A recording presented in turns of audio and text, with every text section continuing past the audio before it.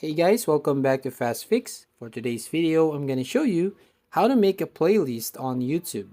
So first, open your Google Chrome and try to find youtube.com, and you need to make sure that you log in your account.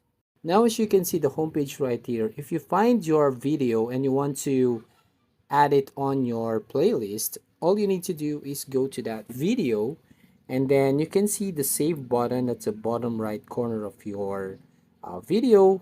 It says save. Just click this one.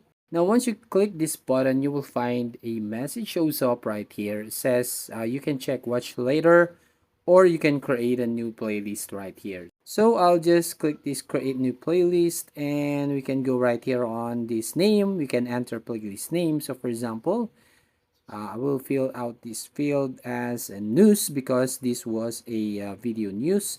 Then you can select if you want public, unlisted, or private.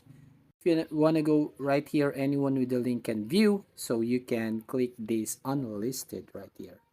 And then once you've done that, you can now click this create button. And now if you want to look at your playlist, you just have to click that three lines at the top left corner of your screen.